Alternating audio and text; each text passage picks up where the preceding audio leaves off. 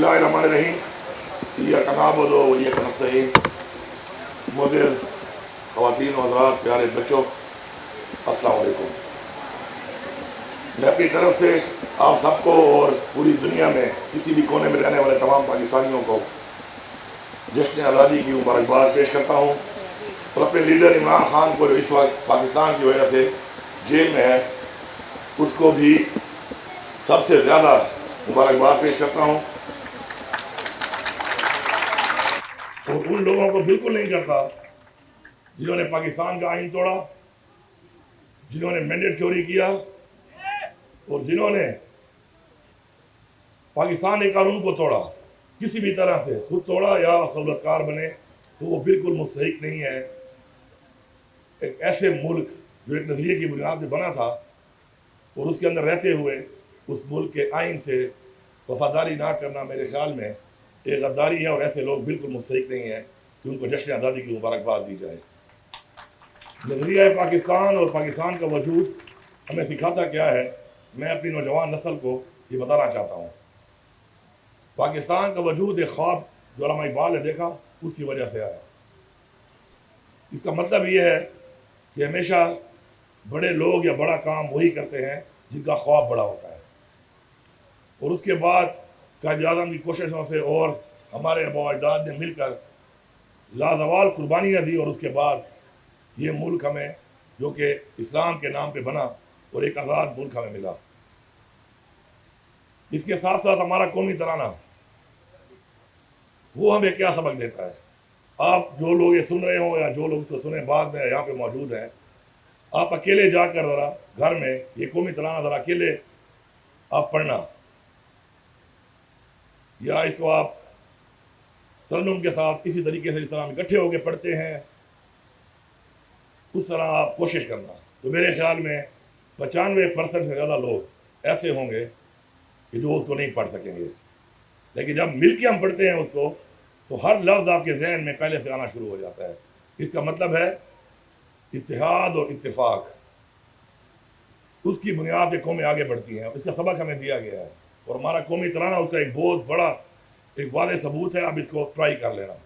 اگر ہم اتحاد سے اور اتفاق سے رہیں گے تو ہم آگے بھی بڑھیں گے اور ایک بڑی مضبوط قوم بھی بنیں گے انشاءاللہ. میں یہاں پہ حکومت کے حوالے سے جب میں آیا تو میں نے دو تصویریں دیکھی، ایک طرف پولیٹیکل اور ایک طرف ہماری ایڈمنسٹریٹو ٹیم. میں آپ سے گزارش کروں گا پولیٹیکل سے بھی اور اپنی ایڈمنسٹریشن کی ٹیم سے بھی کہ ہم عوام کے ووٹ سے آئے ہیں، اور ظاہری بات ہے عوام کے ٹیکس کے پیسے سے ہی ہم نے اس پیسے کو عوام پہ لگانا ہے اور استعمال کرنا ہے. اور اسی طرح آپ لوگ جو ہیں آپ بھی اپنی محنت سے کسی نہ کسی مقام پہ آئے ہیں اور آپ ایک حصہ ہیں اس ایڈمنسٹریشن کا جس کا فرض بنتا ہے چونکہ وہ بھی عوام کے ٹیکس کے پیسے سے چلتی ہے. تو ہم نے مل کر عوام کی خدمت کرنی ہے.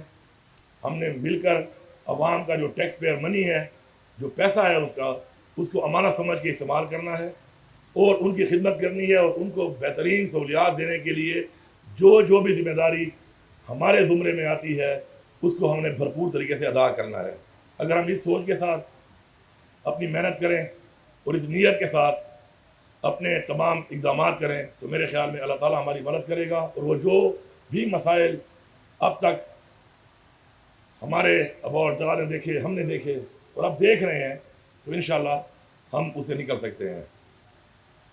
نوجوان نسل کو میرا ایک پیغام ہے کہ آپ کے اوپر اس قوم کی امیدیں ہیں، اور آپ ان امیدوں پہ پورا اترنے کے لیے جو پہلی چیز کرنی ہے وہ ہے ایمانداری. آپ یہ نوٹ پہ دیکھیں اس پہ لکھا ہوتا ہے رزق حلال ہے عبادت ہے. ہم سب میں سے کتنے لوگوں نے کتنا نوٹ استعمال کیا ہوگا، لیکن عمل شاید ہم میں سے بہت سے لوگ اس پہ نہیں کرتے. اور ایمانداری کا مطلب یہ نہیں ہے کہ ہم سمجھتے ہیں کہ سرکاری اہلکار ہے تو وہی رشوت خور ہو سکتا ہے یا رشوت دے سکتا ہے. ملاوٹ کتنی زیادہ ہے ہمارے معاشرے میں، یہ ملاوٹ کون کر رہا ہے؟ جھوٹ کتنا زیادہ ہے ہمارے معاشرے میں، یہ جھوٹ کون بول رہا ہے؟ دھوکہ فریب کتنا زیادہ ہے، کام چوری کتنی زیادہ ہے. تو معاشرے کا ہر فرد یہ ایک ذمہ داری بنتی ہے، اور ہر فرد اگر اپنا وہ فرض پورا کرے جو اس کو بحیثیت ایک محب الوطن شہری کے کرنا چاہیے، تو میرے خیال میں ہمارے سارے مسائل حل ہیں. ایک اللہ تعالیٰ کی ذات ہے جو مکمل ہے، انسان مکمل نہیں ہوتا. اپنے ساتھ اپنے کولیگز، اپنے لوگ، ان کی رہنمائی بھی کریں، ان سے سیکھیں، عرف کے بازو بنیں. جب عرف کے بازو ہم بنیں گے تو جو میرے میں کمی ہوگی وہ آپ پوری کریں گے، جو آپ میں ہوگی وہ میں پوری کروں گا، اور مل کے انشاءاللہ ایک اتحاد اور اتفاق کے ساتھ انشاءاللہ ہم ایک عظیم قوم بنیں گے. ہم ایک عظیم قوم ہیں، لیکن بدقسمت یہ ہے کہ اس آنے والے ادوار میں ہمارے اپنے کچھ فیصلے اور ہمارے اپنی کچھ پالیسیاں، ان کی وجہ سے ہمیں ایسے نقصانات ہوئے بحیثیت پاکستان بھی اور بحیثیت صوبہ بھی، کہ جن کا ازالہ کرنے میں ہماری بہت سے ہمارے پیسہ بھی لگ رہا ہے، ہماری جانی اور مالی قربانیاں بھی دینی پڑ رہی ہیں، اور ساتھ ساتھ ہمیں زیادہ محنت بھی کرنی پڑ رہی ہے. پیچھے نہیں ہٹنا، مقابلہ کرنا ہے.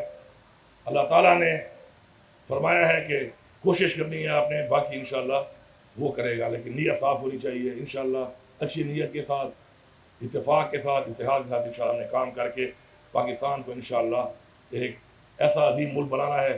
جب دنیا میں کوئی کہے کہ میں پاکستانی ہوں تو لوگ ہم پر فخر کریں. آپ سب کا بہت بہت شکریہ.